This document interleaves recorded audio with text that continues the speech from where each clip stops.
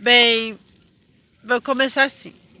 Bom dia para todos. Escolhi esse lugarzinho aqui para que eu possa contar a minha história.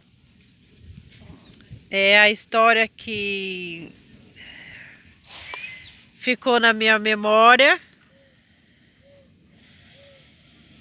e uma história muito emocionante da minha infância, que é sobre seu Luiz Gonzaga, o cantor Luiz Gonzaga. Eu ia trazer um pôster dele e também ia trazer um CD para tá colocando aqui na frente, né? Mas aí eu achei que as pessoas poderiam achar que eu estava querendo me ganhar alguma coisa em cima disso e usando a imagem dele, então eu achei melhor que não. Mas eu tô um pouquinho nervosa. E aí eu resolvi contar a história dessa maneira. Bem, gente, na minha infância, acho que eu tinha uns 6 aninhos mais ou menos, em Floriano, no Piauí, eu tive a felicidade de conhecer seu Luiz Gonzaga. E ele me fez uma caridade muito grande e ficou inesquecível, né? Porque minha mãe estava separada do meu pai, passando por diversas dificuldades, né? Um monte de filho para criar, que aí já é outra história, não dá para contar. E no momento. E aí ela tinha uma hortinha que ela fez uma horta e ela vendia coentos para as pessoas. E aí ela colocou os coentinhos na bacia de alumínio, de plástico, né, para minha irmã e para mim de alumínio. E pediu que nós duas, fôssemos, Maria Helena é o nome da minha irmã, fôssemos, e eu me chamo Ana Cleusa. E aí pediu que a gente fosse vender na cidade. E aí a gente foi, eu e minha irmã fomos vender na cidade. Era um pouquinho distante. E quando nós chegamos lá, a minha irmã foi dar a volta, né? Ali pelo Mercadão, tinha bastante açougue, né? E ela conseguiu vender os coentros. E eu fiquei brincando, me diverti, fiquei brincando com umas crianças que tinha lá jogando sementinha nas outras, deixei a bacinha de lado assim, e como toda criança, né, a gente tem um lado infantil, né? E me distraí, esqueci da responsabilidade. E o que acontece? A minha irmã veio, nossa, você não vendeu os coentos? Mamãe vai te bater, que eu vou contar pra mamãe, você tá brincando. Eu já vendi meus coentos tudo. E eu fiquei assim, morrendo de medo. Aí eu caí na real, né? Peguei os coentros e falei pra ela, não, não fala que eu vou tentar vender os coentros na cidade. Né? E mamãe batia mesmo.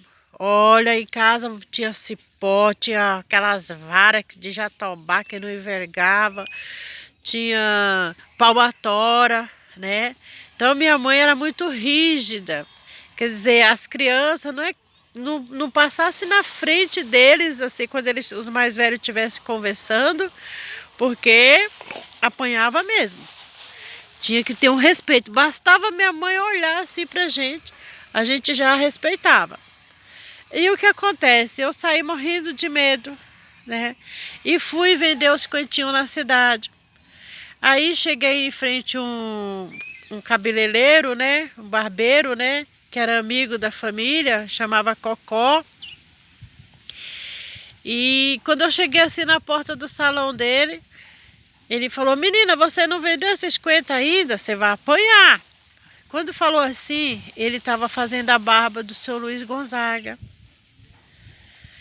E o seu Luiz Gonzaga me viu pelo espelho e falou para ele, dá licença. Pediu um instante, virou aquela cadeira giratória. E olhou para mim e falou, menina, sobe aqui. Tinha uns degrauzinhos assim, eu subi. Ele falou assim, quanto que é esse coentro? Aí o Cocó falou, ela não sabe fazer a conta. Aí eles fizeram a conta lá, a soma, né? E ele pegou e falou para mim, olha, leve esse coentro, entregue para sua mãe o coentro e o dinheiro. E você tem pai? Eu falei assim, não, meu pai abandonou a gente, está no estado do Maranhão. Ele falou, então fala para sua mãe vir aqui, falar comigo, trazer você para mim, adotar você. E você vai aprender a ler e a escrever. Eu vou te dar estudo.